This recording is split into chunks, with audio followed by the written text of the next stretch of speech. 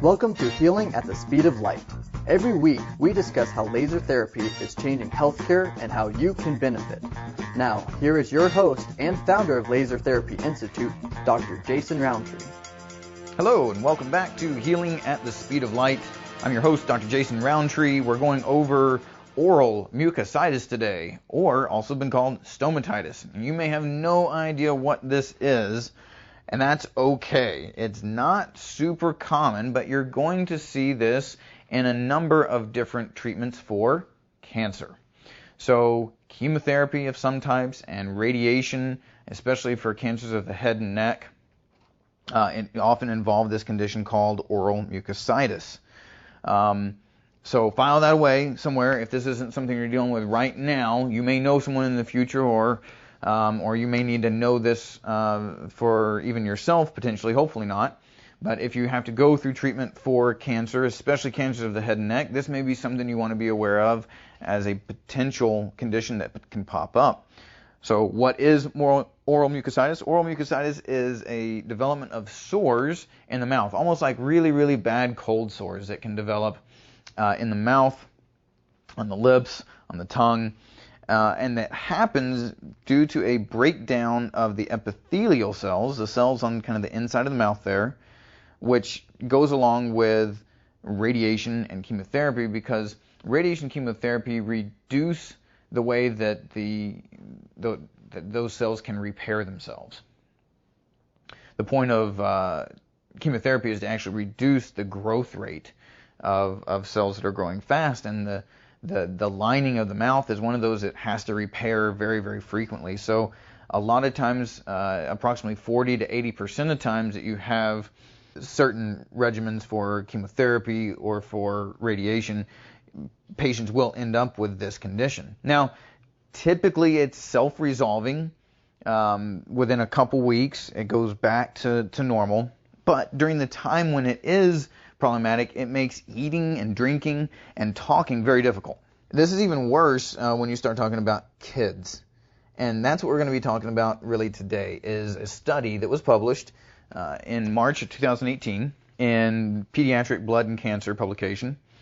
It's about laser therapy on oral mucositis induced by chemotherapy in children. So the full title is Multi-Center Randomized Double-Blind Controlled Trial to Evaluate the Efficacy of Laser Therapy for the Treatment of Severe Oral Mucositis Induced by Chemotherapy in Children. So, to break that down just a little bit, what they did is they had kids who were going through chemotherapy for cancer at multiple different hospitals, and they took half of this group of kids and gave them laser therapy for their really severe sores there in the mouth, and they took the other half and gave them a sham treatment, or laser was there, but it was turned off, and you do that to kind of get some kind of evaluation on whether you got placebo effect going on or not, so we can try and eliminate that. So you got half the patients, half of these kids got laser, half of them did not get laser, and then they compared and said, okay, how did we do with the resolution of these sores with laser or without laser? Really, before we get into the details on how these researchers did and what the results were, what they're saying here is that there's not really a good standard of care that's been defined for oral mucositis. At least when this was published back in 2018, we didn't really have anything other than some medications and some oral washes that could be done. But for severe oral mucositis, these kids can't eat, they can't drink, so a lot of times they end up in the hospital on IV fluids and things like that, which just is miserable in itself. But you add that to the fact that these kids are going through treatment for cancer, and it's just one more thing that's really difficult, not only for the patients to deal with and suffer with, but especially for the families and the parents of these kids who are going through treatments like this. It's just one more thing to have to deal with. And if we don't have a good standard of care, don't have a good way to address it, it's just one of those where you just have to wait and hope that the kid recovers quickly. But if you're in the severe category, what they call a grade 3 or a grade 4, grade 4 means you can't intake any solid or liquid at all. So that can be dangerous pretty quick. If we can develop something that works well to shorten the duration of how long this lasts, or reduce the severity so that these kids can get back to eating normally again, well, that's going to be great, right? That's going to be really good. So when they put this study together, what they did is they looked back at some studies that had been done before with laser and oral mucositis, and they said, there's some evidence there. Let's try bumping up the power a little bit and using a couple of different wavelengths, a visible red and an infrared wavelength on the laser, and just seeing how we do.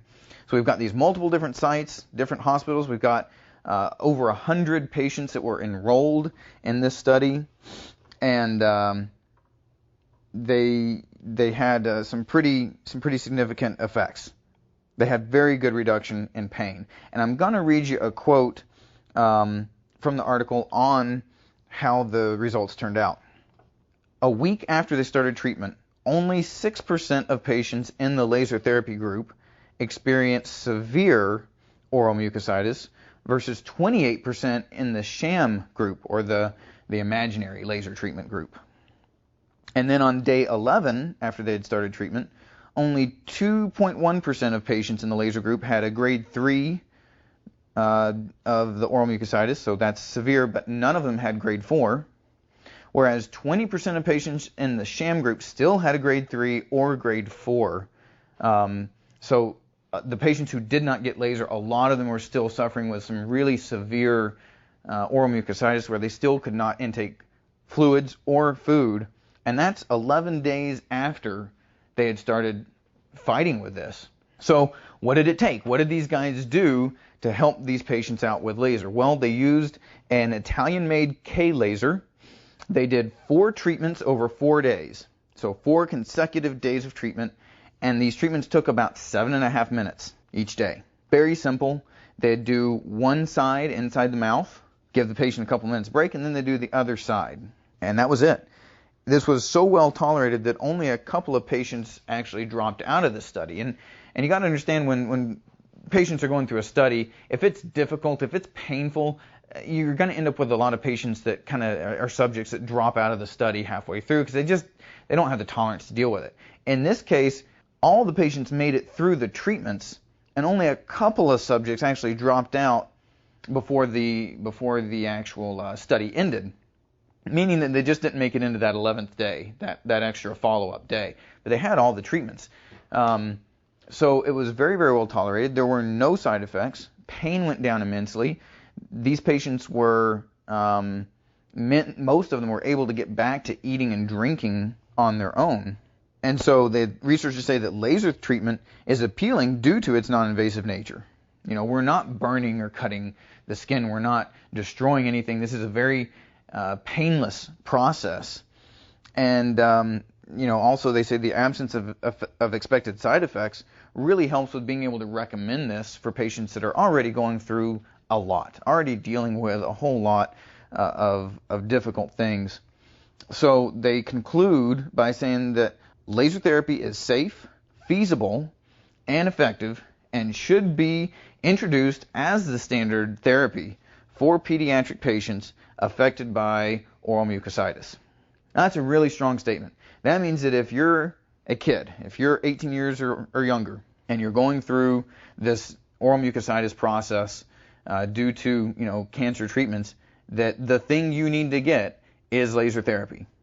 Now, I'm really happy to say that since this study was published in 2018, laser therapy has been added into the standard of care for these cases.